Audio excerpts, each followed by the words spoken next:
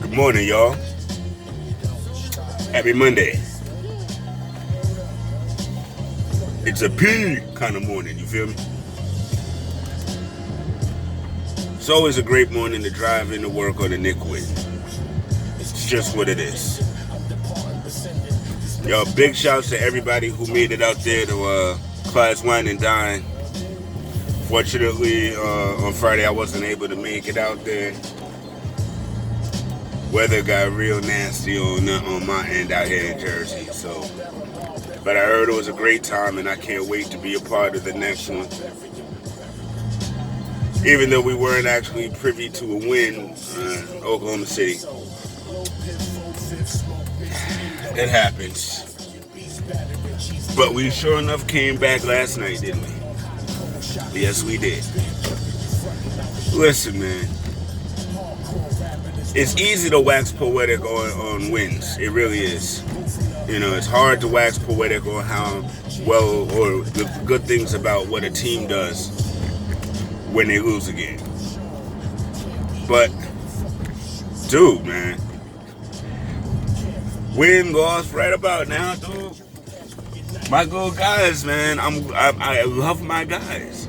I love my guys. You know? Did y'all see Knox trying to get some grown man strength last night? I mean, sure, he was off on a couple of joints, but man, he was aggressive and he kept going for it with the blocks and all. He got himself in a little foul trouble trying to get more blocks, but yo, he was hungry. Hunger. I like that. I really do. Not scared to shoot that three. Not scared to take it in the paint. You know, way less apprehensive than usual. I love that. And RJ got the heart of a beast. That young man is so ferocious. All he needs is time. I am so sincere with that. All RJ Barrett needs is time. You know what I mean? He's going to be an all-star for us if we can keep him past his rookie contract. But yeah, he is definitely going to be a player for us.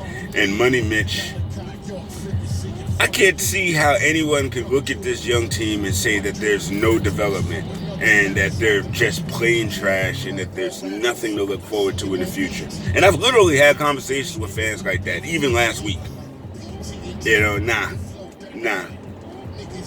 I don't necessarily.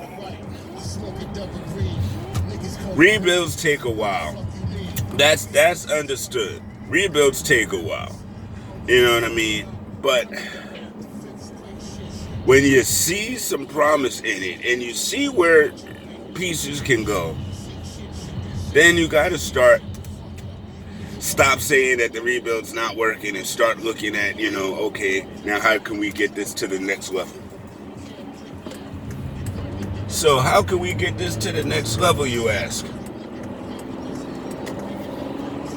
I figure, as far as the starting lineup after this season,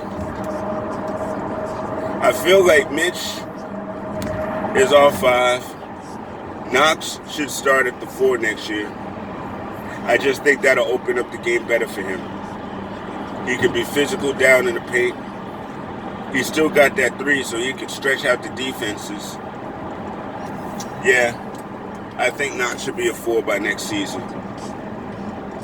So that's the 4 and the 5 with Knox and Mitch. And I really do think that Knox and Mitch work well down there together because Knox is not necessarily going to clog up the paint, you know, the way that maybe a Taj Gibson might. You know what I mean? No knocking Taj. I love Taj. You gotta understand that. You know what I mean? But I'm just looking at after this season. What could we possibly roll into next year? So that leaves small forward as a position that we could possibly do trade, free agency, or draft pick. So that's the 3 spot. Then we've got RJ at the 2, who I like RJ at the 2, not necessarily the 3. I like him for his size and for what he can do. I like him at the 2. he might be a little undersized for the three, so I'm not really wanting him there. I mean, in spurts or for possession, sure, but not as a steady diet. And I don't think he's a point guard either. I know he likes the ball in his hands, but I still think you have a point guard that can move the ball and do the floor general stuff. He's better off ball, to me. So that means point guard. Another opportunity for a free agent, trade, or draft spot.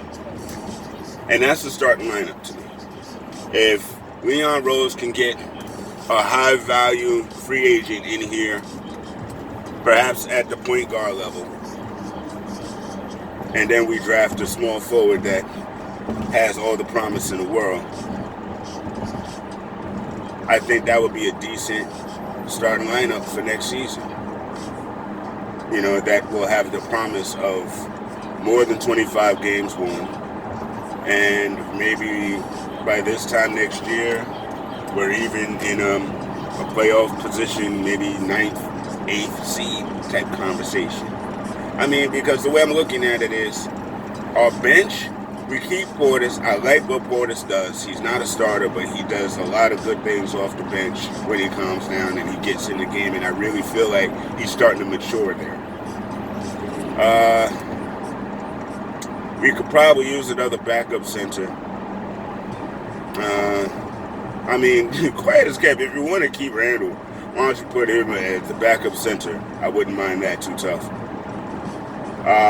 Iggy will probably be the backup three. Wooten should be up. You know, and Lamar Peters. So with that, I feel like we should keep, what is his name? Bullock, Reggie Bullock. And listen, y'all, Frank is the point guard, really, or the second unit. And to me, that's what that is. Frank is definitely the point guard of the second unit. You know, we get some explosive scoring, we get some solid defense, you know what I mean? And I honestly feel like, yo, that's a squad. And the majority of that squad that I just talked about are youth. Like youth. Our guys at that. I think we have the pieces as far as that's concerned. You know, and then when we roll into next season with that and let that marinate and cook for the season, I feel like if there are any top free agents in the following year coming through, then we'll have a team for them. So 2 years. 2 more years. If they draft right, pick up the right type of free agents, I think 2 years. We might be fighting for that 8th seed. And yeah, take the receipt. I do these videos so that later on, if I'm wrong, hey, here you go. You got evidence to say it. If I'm right, you got evidence to it. But, so it was a good game last night. Pretty much wire to wire. And we got 20 wins. You know what I mean?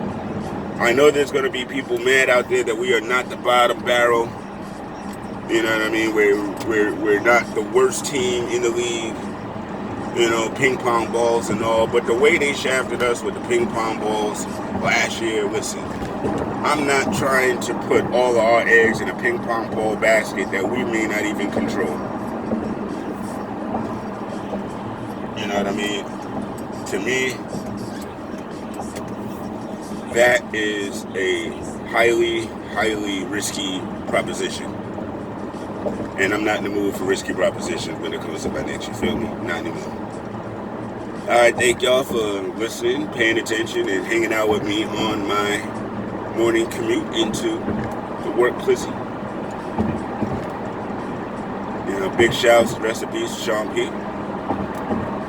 And no, I do not think that the performance last night makes LeBron automatically the MVP. Not at all. Not at all.